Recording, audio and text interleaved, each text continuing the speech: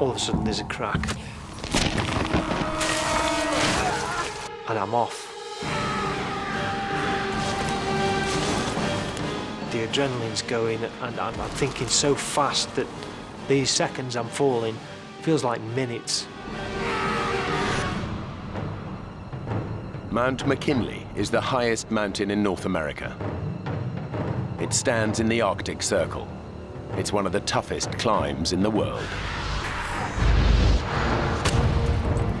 The team has set their sights on the 20,000-foot peak. They've been climbing for an energy-sapping 2.5 weeks and should be one day from the summit.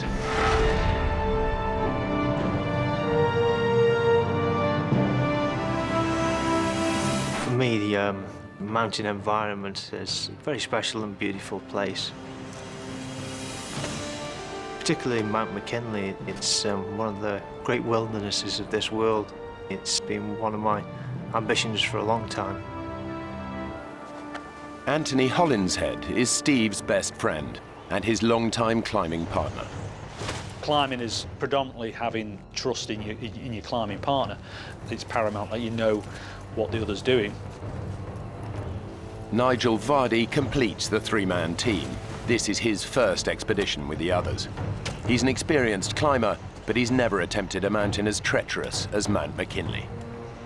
I sometimes suffer a little bit with confidence and sometimes have to say, Nigel, you can do this, you'll be fine.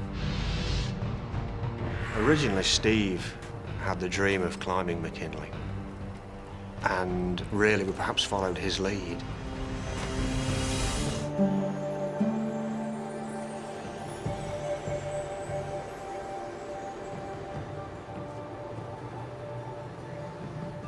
Fellas, you should have had this done earlier.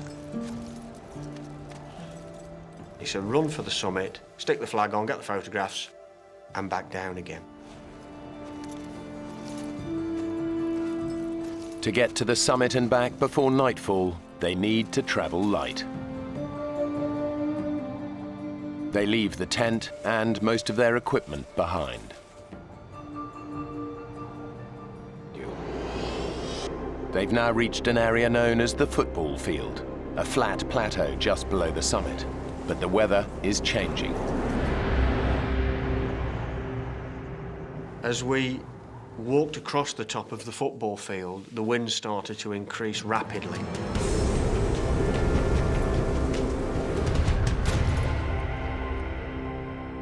They're at over 19,000 feet and the temperature is plummeting. At such altitudes, the impact of an unpredicted storm like this is devastating. Steve is suffering badly. Anthony and Nigel know that they have to get him out of the freezing cold. We need to look for shelter!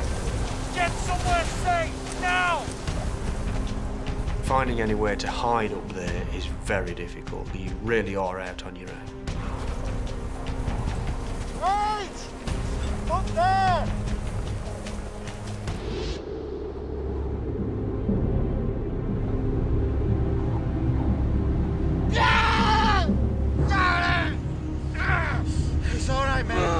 It's all right. Just calm down. I'm here, all right? So shh. We got to radio for help. Get them to send help. We'll never get Steve down on our own, not in the state that he's in. We've got no choice. I don't know. He's still shivering and moving. That's a really good sign. Nigel and Anthony know that Steve would want to carry on, but they now must decide if they should call off the climb and send out a mayday call.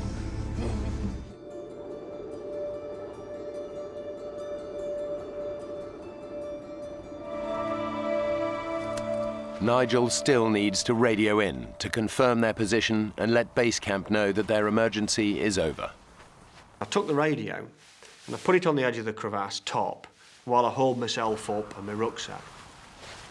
And I knocked it with my elbow. And just watched this little black dot go flying down the slope. And I thought, you prat. I've dropped the radio. I've broken it. Nige, your face. I'd missed this completely. I'd not realised it was happening. And he looked at me and I could feel his hand come up and pull. I got balaclavas here and just pulls them over. and I can't feel this cold. I can feel numbness, but I can't feel any further.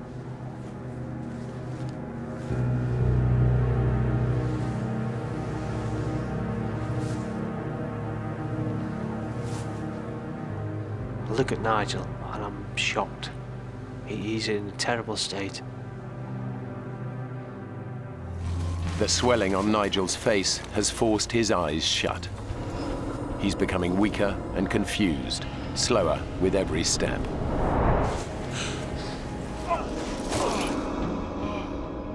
It's a feeling of being out of control. We've got to get down.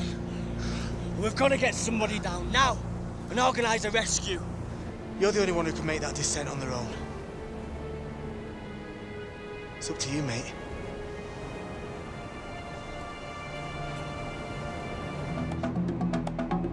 Steve believes the lives of his friends now depend on him, successfully making the treacherous descent down the mountain alone to raise the alarm. He's decided to descend by the more popular West Buttress route, where he hopes he's more likely to meet other climbers. But it's not the route the team used for their ascent, so Steve has no experience of it.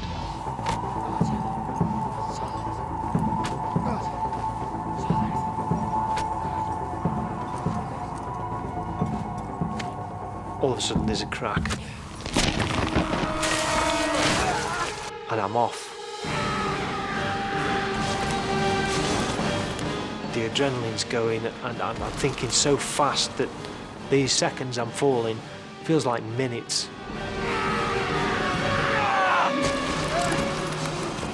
There's absolutely no way I can plant this ice axe to stop my fall. It would just rip my arm out of the socket. I need to stop.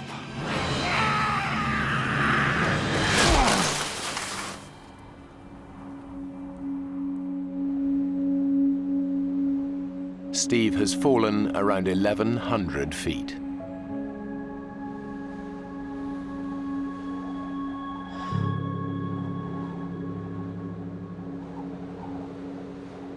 Steve is desperate to press on for help.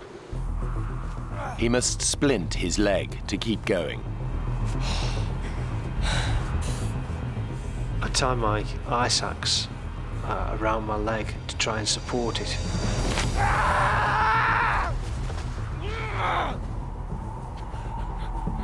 Everything's lined up now, and I'm looking in better condition.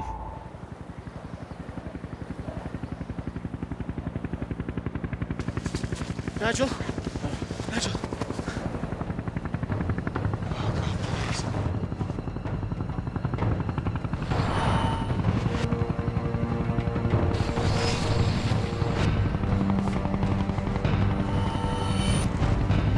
Nigel, look!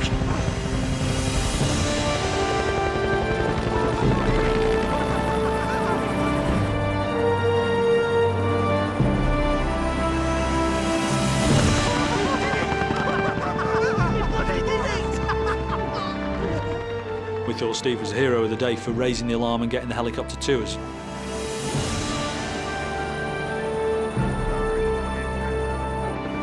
At 19,500 feet, this is still the highest helicopter rescue on record in North America.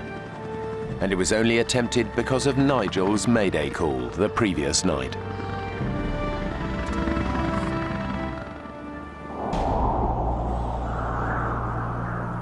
Climber Steve Ball has had an horrific fall on Mount McKinley. He's been stranded for 15 hours with terrible injuries in unbelievable cold. His fellow climbers, Anthony and Nigel, have been rescued. All he can do now is hope someone finds him before he dies. Steve! His friends have no idea that Steve is still lost on the mountain.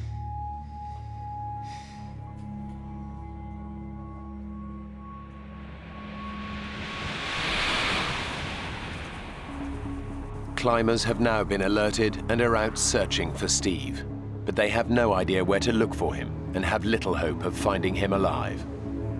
It is rare for the human body to survive overnight temperatures as low as -50 degrees.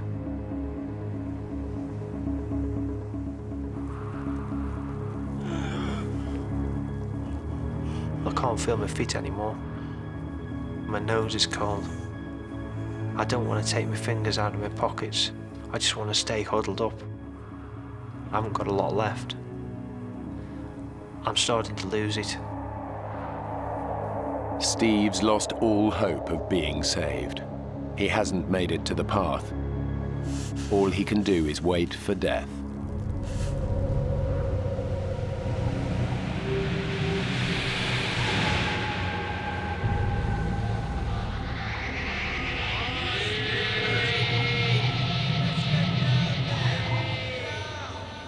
I'm hearing voices, and I don't know who it is. I think I'm dreaming. But it's not a dream. These voices are real.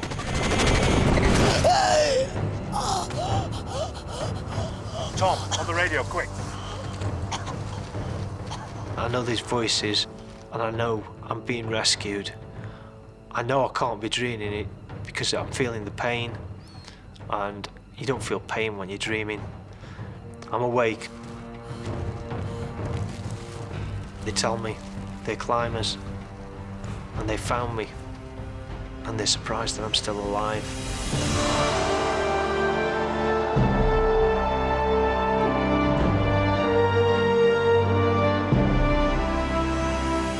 I'm cold, but I'm alive, and I'm going to stay alive. I want to go home.